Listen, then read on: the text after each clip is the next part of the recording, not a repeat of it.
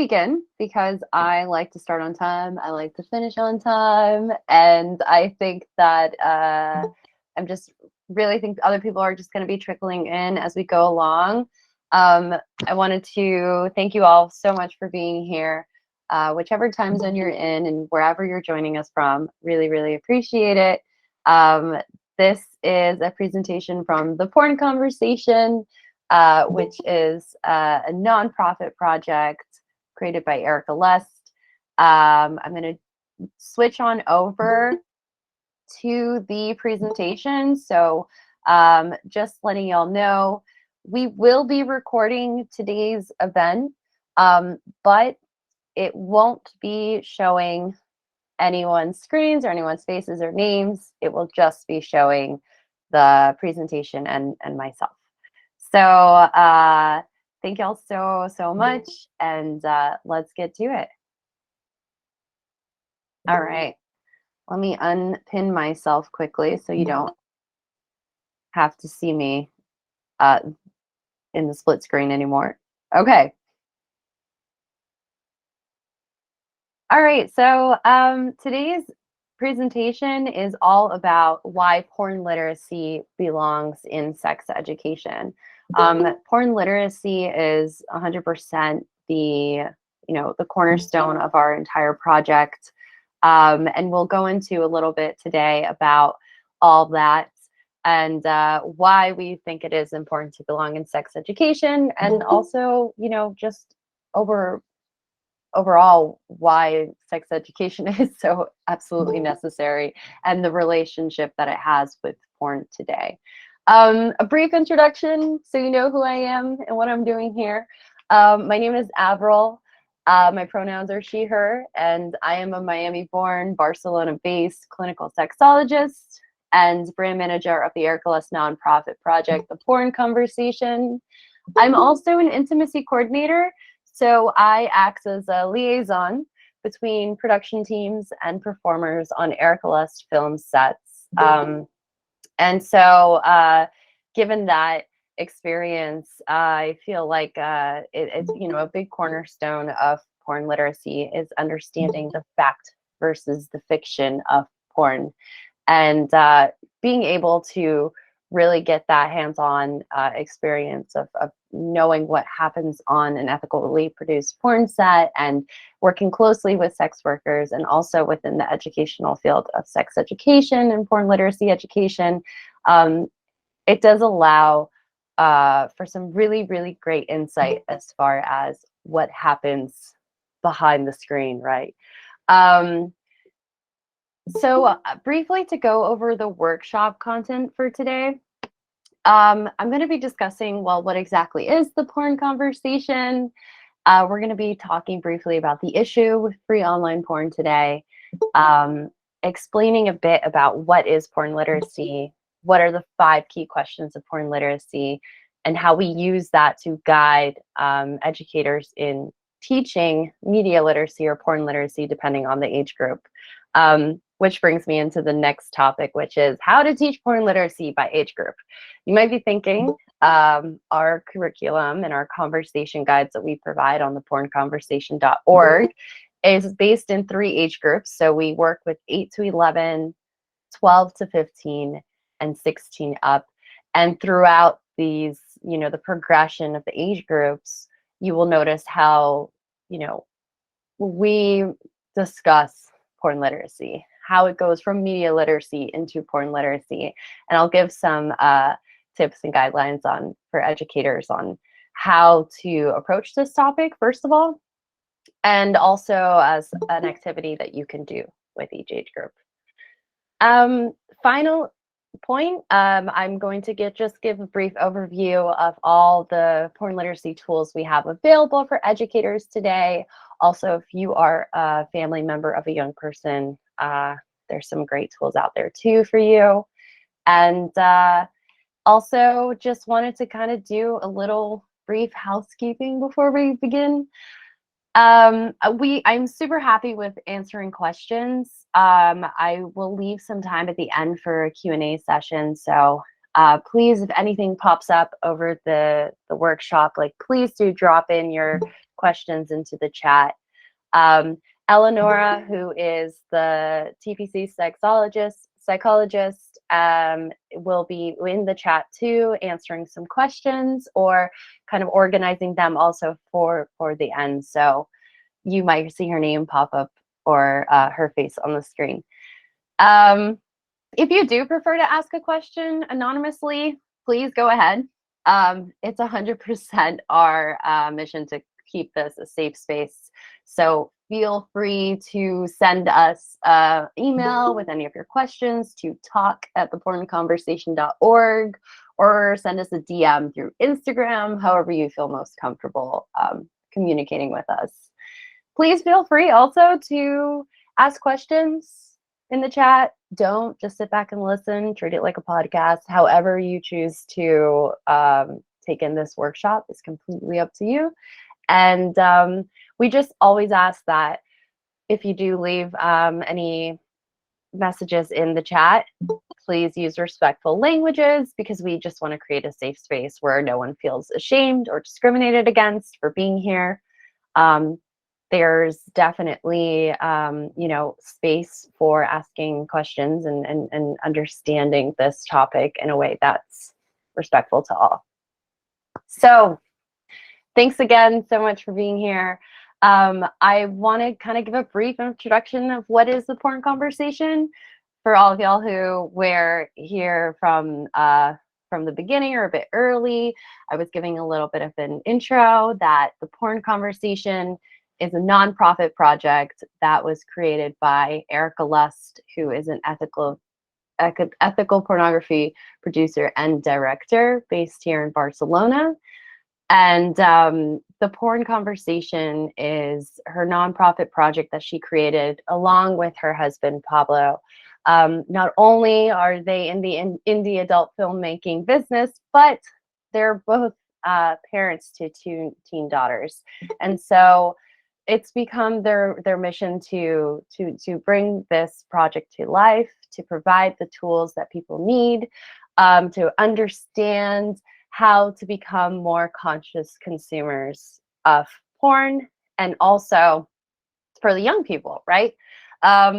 Because as you know, porn has become the new sex education of today, especially when young people lack the tools or the resources, whether or not it's at home or at school, or the accessibility of sex education. And it's quite natural that porn becomes the space to educate them on sex.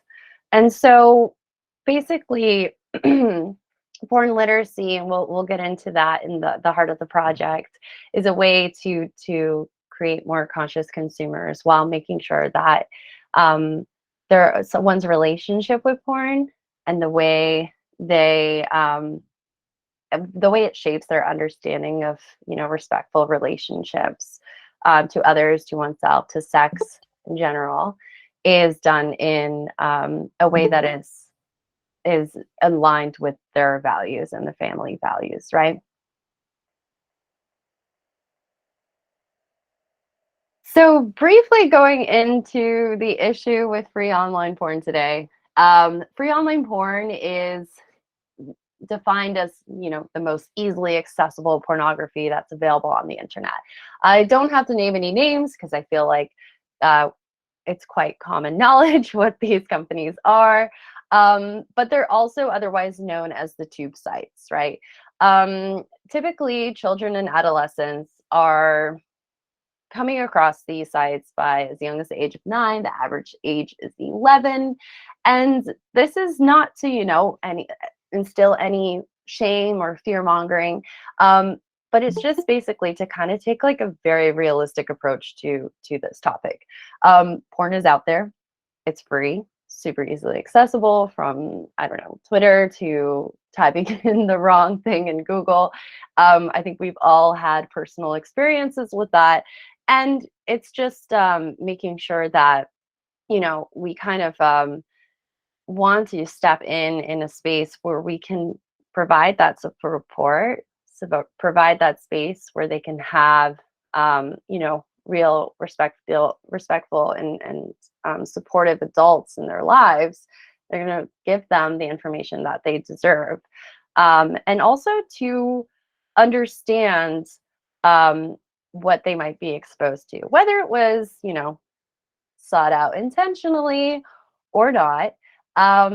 We need people to understand the fact versus the fiction of porn and its presence online and how it will affect them when they walk away from it, especially if they don't have the sex educational tools and conversations before being exposed to it. So, big question, and this typically happens quite often when I start to begin talking about the porn conversation is, well, why do we have to have it, right? Why do we even talk about porn? And I think that, it's really interesting to see that one of the most commonly consumed things on the internet, which is pornography, is something that we still don't feel comfortable talking about. I do think it's kind of in line with, masturbation, where it's these topics that we kind of keep behind closed doors. No one's going to speak about it. And I do think it's about time that when we are talking about sex education, we're not just focusing on, the typical preventative measures for STIs and pregnancy, which I think is absolutely important, but we do talk about the media and the ways that people are becoming more are getting their education from, as far as how are we relating with other people, from any way from like their expectations of their bodies, the sexual expectations of others or themselves. And so when we think about the porn conversation and the overall huge curiosity about sex, we can just, really step in as adults in young people's lives and say, okay, well, whether you enjoy or, might feel a little bit indifferent or detest porn, the young people in our lives today will be exposed to it at some point. And so it comes to that deciding factor as far as, are you going to be stepping in and providing that space for people to talk about it? Or are we going to continue down this road where there might be shame, guilt, embarrassment, in order to not have these really, really essential conversations in our lives?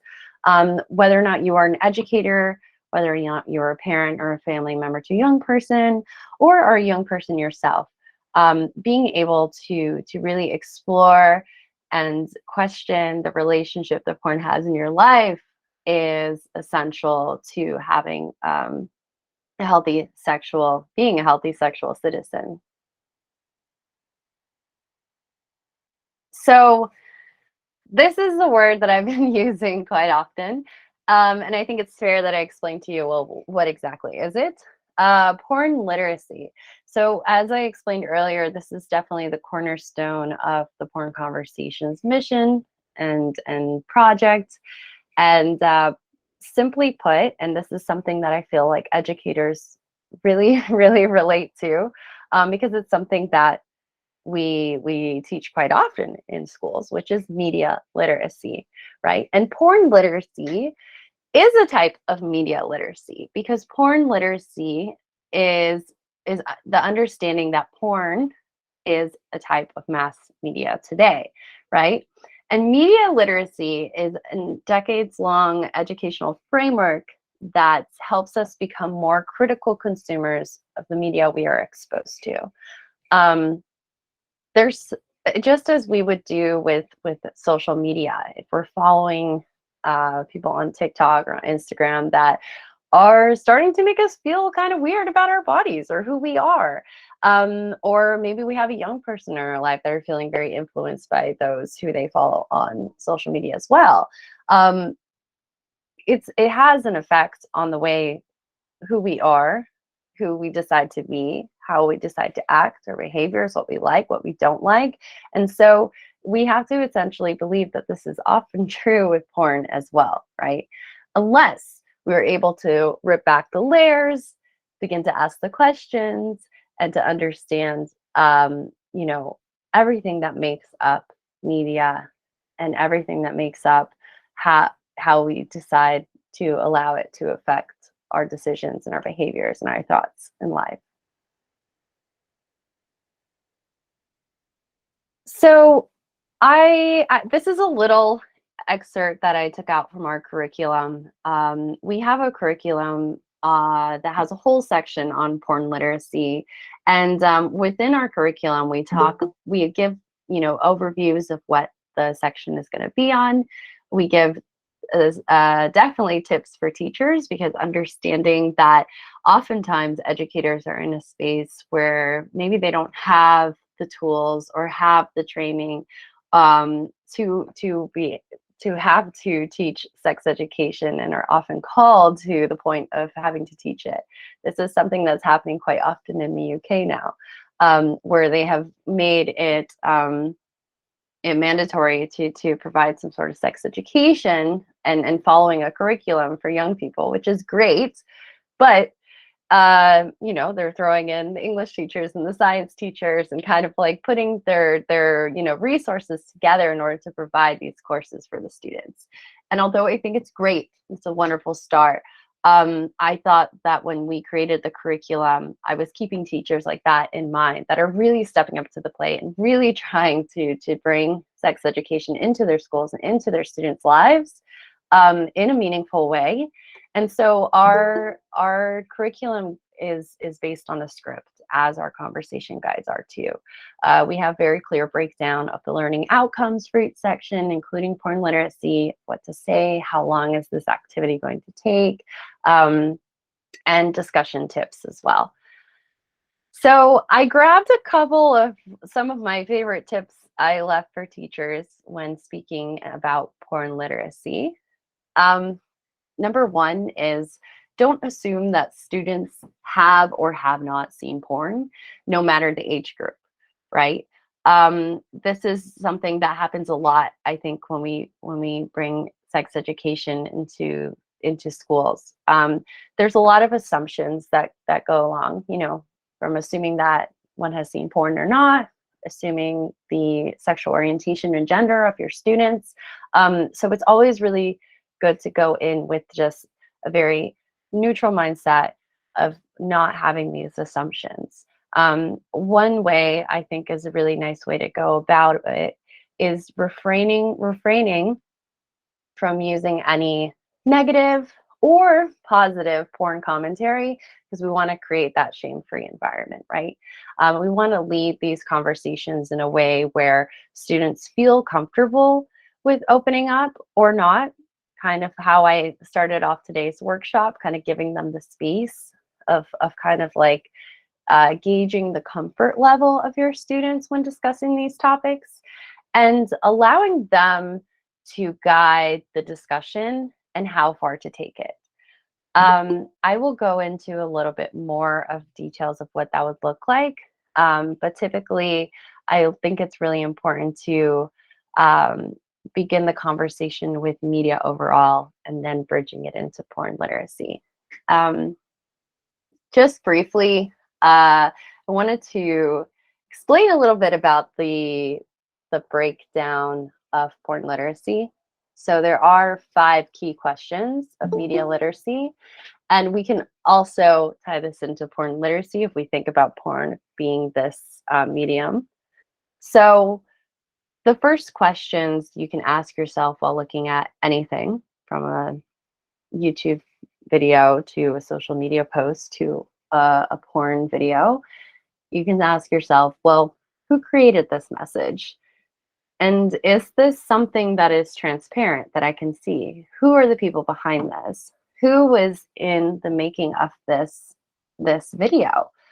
When we think about porn, this is often a pretty challenging question, especially in the free online tube sites. It's not always clear who created this. We know that it was created for a reason. We know that it wants to create some sort of like an emotional response to the viewer, but who is that person or people behind this? Just as if we go to, watch Jurassic Park, I'm definitely aging myself here by giving this example, sorry. But if I go to watch Jurassic Park, right, I know who the director is, right? I know this was directed by Steven Spielberg. I hope I'm correct there. Um, but it's clear, you know, when you go to watch a film at the end, you see all the credits, you know, who's behind it, who directed, who produced it, who is the intern on set, who did the makeup, the wardrobe. And so these things are really interesting to see. And I think transparency is really important in media in general, just as you know who the journalist was who wrote the New York Times article you just shared with your friends. And another message that, or question that you can bring into this practice is asking yourself, or asking your students in this case, what creative techniques are used to attract my attention? Let's say it's a YouTube video of, it could be even like a car insurance commercial, right? Immediately you can notice that the lighting, the makeup, the models, the people that they use, the outfits that they're wearing, the editing of the sounds, and I don't know, maybe there was a car that explodes in the background, right? You can always assume that there are creative techniques that are made into these mediums to bring out that emotion in the viewer. And in porn, of course, we can say the same. You know, there's makeup, there's editing, there's noises, there's sounds, there's visuals that are done in a creative process in order to attract the viewer, right? And if we look at number 3, for example, how might different people understand this message differently? I think this is a really, really key one to drive home, especially when talking about porn. Just because I think everything from the categories to the titles to the content of these videos, you can really see how the fetishization of certain sexual orientations, of certain races, it's quite clear that it's going to affect many people differently in the way that they're viewing this, especially if we're thinking about the more of like the misogynistic videos that are online today. You know, as a woman, I might perceive this video as a lot more harmful than another person would of a different gender. So it's really, really important to kind of like have these questions that create these really impactful conversations in order to see and kind of take apart porn in general, or any medium in general. I think as we keep moving down, we're going to number 4 now. What values, lifestyles, and points of view are representative in or omitted from the message? It kind of drives off number 3. We really need to also pay attention of not only who's in this, but who's not, and why not, right? We understand that these messages are being sent for a reason, and also having to ask yourself, you know, well, why is this message being sent?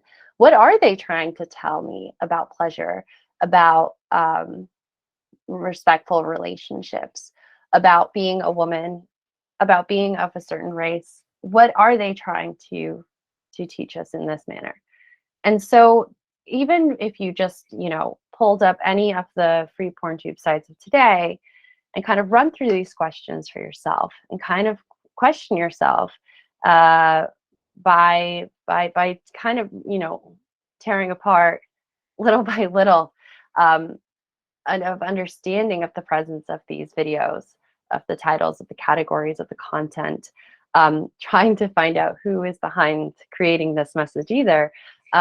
It's a really, really impactful practice, not only for students, but also for adults ourselves. Oftentimes, I think we don't really pause to recognize the impact that these films can have on us.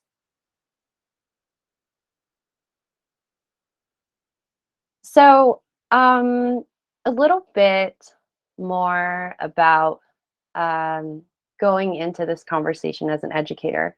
I can imagine some of you might be feeling, well, Where do I even begin? I know it's always a journey when I am starting to work with a school. I think, like, especially when it comes to talking about porn and teaching porn literacy to young people, you have to have the support behind you, whether or not it's the parents or it's a group of teachers or someone leading a sex education program in a school. It's been really great to see when you do have that support, how you can bring these practices into schools. And I do think one of the main questions, right, that I always get is, okay, but if you're coming to our school, do you have to show them porn to teach them porn literacy? And of course, no, you don't, right? Because just as we were talking about earlier, you can begin with absolutely any form of media in order to start asking these questions. I think one of the big things that always drive home is, not only that porn, of course, is a type of mainstream media today, but all media is constructed in a way to make us feel an emotion about what we are consuming. And this emotion and these feelings that it can bring, especially to young people, especially to adolescents, is it shapes the way we feel about our bodies, it feel about ourselves. It can have a huge effect on our self-esteem, with our expectations about sex, about our changing bodies. And so I think it's definitely something that you can hone in on. And then as you move through the age groups, you can have more of these impactful conversations. Maybe it won't even be specifically about porn, but it can be about sexualized media, right? Which could be anything from a music video to maybe an influencer. It's always something that I think is like such an impactful conversation for young people to have. So starting with the age of 8 to 11, as you can imagine, as an educator, I always feel like you know your students the best, right?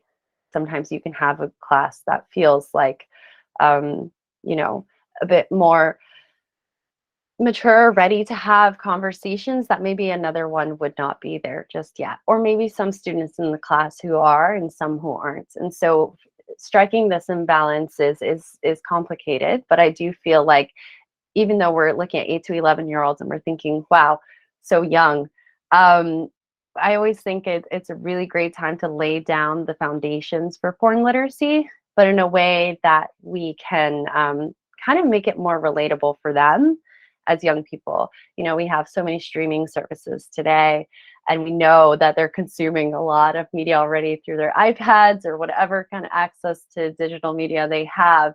And so one place I really like to begin with, as I mentioned before, is the fact versus the fantasy. And so what this allows students to do is to kind of reflect on whether or not it's their favorite Netflix show or a YouTuber they follow, and to kind of ask them these questions to help them peel back those layers themselves. So this can be done as a simple discussion, whether or not you've just read a book together as a class or you've watched a film. I think that I grabbed like 3 examples from the curriculum as discussion examples. But you'll notice within them, you can see how they kind of like tap into these different themes that we do recognize quite often in sexualized media as well, right? If we're thinking about porn as well too. So the first question would be, if we watch a show where the main character is able to fly, do we believe he can fly? And so these do seem quite like innocent questions, right? But as you can imagine, it does start to kind of like create that division of the fact versus the fantasy. Or what about if a princess is stuck in a castle? Do we believe that we will need to be saved, or she'll need to be saved by a hero and fly away on a dragon to be safe? This is obviously tapping into the more of the misogynistic media that is represented in like the women being weak and men having to come in and save the day, right? In order for them to feel free and alive again. And number 3, another one that I took out was, if we watched a show where one of the characters is a bully, right, showing violent behavior, maybe using harmful language, maybe even being physically violent, would it make us want to hurt others in the same way? So this kind of brings you back to the porn literacy question that was kind of asking, what kind of like emotions would this media evoke in me, and also would other people um, how would other people react to these media messages being sent? So maybe someone would say, well, of course, not me. And maybe it would just make another student become more, maybe more aware of bullying, or maybe they will be more sympathetic to the victim of the bully in that show. So the idea is just to kind of create these really, really impactful conversations, allowing your students to kind of lead that conversation and understanding where can we go with this. But the idea, of course, is just allowing them to know that there is fact, and there's a real life, and there's real emotions and real people, and there's reality. And then there is, of course, the fantasy that these shows and media creates for us. So going into 12 to 15 and 16 and up in our porn conversation curricula, we do start to then move into from media literacy from 8 to 11 into porn literacy. That being said, we can make the assumption that most young people at this age are aware of sexualized media, are aware of pornography. And so this is a really great way to start having these impactful conversations if you have the space and the support in your educational institutions or community organizations, or wherever you're in presence with these young people in your lives. So I took out a few themes and topics that we touch on within the porn conversation. And these are questions to ask or even reflect on yourself as an adult. And so I was thinking about, as I mentioned before, porn being the new sex education. Of course, you can imagine the amount of themes and topics that this can go in. But it's really, really interesting to ask yourself, well, like, what role does porn play in the way I feel about sex and intimacy? What has it taught me about it? Does it make me feel more curious about it? Does it make me feel less? Do I not feel anything? What did I learn about it? And who were the most impactful people in my life when it came to learning about sex and intimacy? Was it porn? Was it not? Was it an adult in my life that had these impactful conversations with me? And so the idea is to kind of have these moments of reflection of how porn has impacted you in certain ways, or the presence of porn and how it has maybe not impacted you, but society, right? We touch on racism and fetishization of Black, Indigenous people of color. This is one topic that I think is absolutely essential and is absolutely clear from the moment that you go onto any of the tube sites. If you just slide through the categories, there's this really, really great sex educator, Justine, who pointed it out one time at this conference we did together. And she was saying the presence of white supremacy is just palpable on these sites, because if you go through the categories, there's Asian, Latino, Black, where is the white category, right?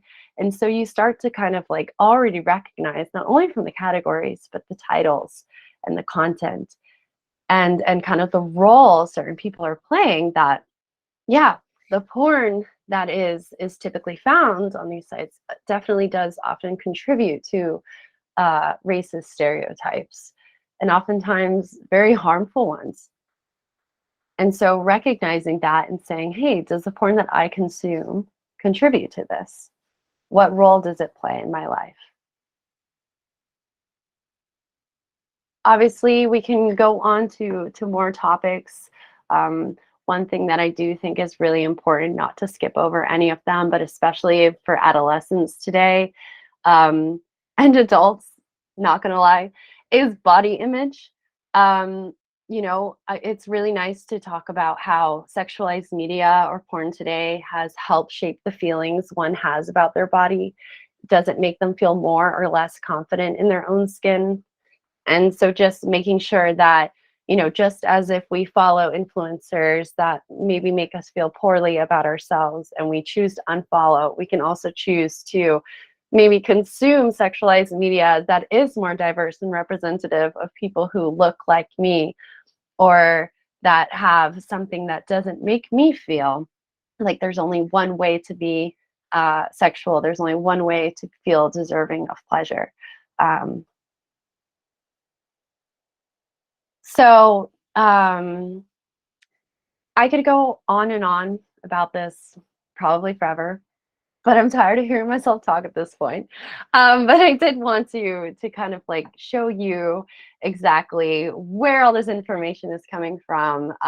Some of the things that I pulled out from today were directly from our curriculum and our activity guide. I really, really advise all the educators out there, whatever educational space you're in. I'm really, really happy to see that you're here and interested in learning about how to bring sex education to young people.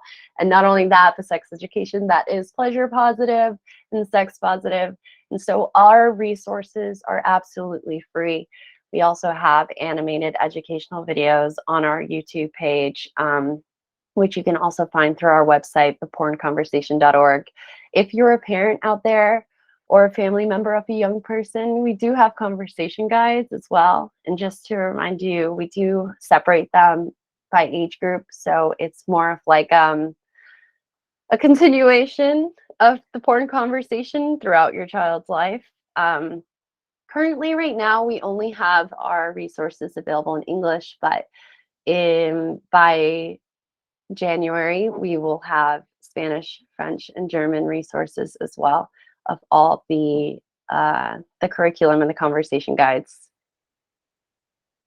I did want to also mention we have ambassador programs. We have student ambassador programs for university students age 18 to 25. And we also have an ambassador program for educators who are, or not only educators, but professionals who are in the sexual health field, sex education field, or feel like they align well with our values. And you can see the ambassadors that we have today on our website on the About page. It's a really cool growing program, and I'm really excited to see all the great things that we're going to be doing together. So if you can scan the QR code. If maybe you can't do that at the moment, you can also just email us at talk@thepornconversation.org. I would love to send you information about these programs for you to check out, or if you know someone in your life that might be interested in it. It's a really great way to get involved and to meet other people, like-minded professionals or students throughout the world. So just briefly, because I did mention it, so I do think it's important that we do talk about ethical porn very briefly, especially as adults. So ethical porn, I mentioned Erica Lust, who is the founder of The Porn Conversation, obviously ericalust.com. It's a not safe for work link, by the way, if you are at work. But she is an ethical porn producer and director based here in Barcelona. I think like when people hear the term ethical porn, depending on how you feel about porn, you might be thinking, well, what exactly is that? So I listed out some of the values behind ethical porn here. The performers and everyone involved in production are paid fairly. That's why ethical porn typically exists behind a paywall, which is why, if you noticed, I call sometimes the tube sites free online porn sites, because they are the most easily accessible, especially for young people. Ethical porn, typically not. And performers in ethical porn obviously have bodily autonomy and their boundaries are respected. This is done through having physical and emotional safety practices taken on set, whether or not it's having an intimacy coordinator like myself there for them, going through consent and boundary talks, and also the films that are made in ethical porn celebrates diversity, including age, gender, race, body types, disabilities, and sexual orientations, and does a really great job at showing both the fantasy, for sure, but with realistic pleasure, which I think is oftentimes something that is removed from the creative techniques of free online porn today. If you are curious, for the over 18 crowd, of course, to check out any ethical porn options for yourself, ericalust.com has 3 different subscription-based platforms: X Confessions, Lust Cinema, and Elf Cinema. And of course, as TPC ambassadors, you will also receive free access to these platforms to check it out for yourself. They're really great. People are usually very curious about this, and so I just thought I would give you some information about it. Thank you so much. I know we have just a few minutes, so I hope I can answer some questions. I'll wrap it up pretty fast now and move it over to the Q&A. But here is our information. Please follow us on Instagram. Send us emails if you have any questions or ask any at the moment. It's thepornconversation.org is where you can find all of the materials from today's talk.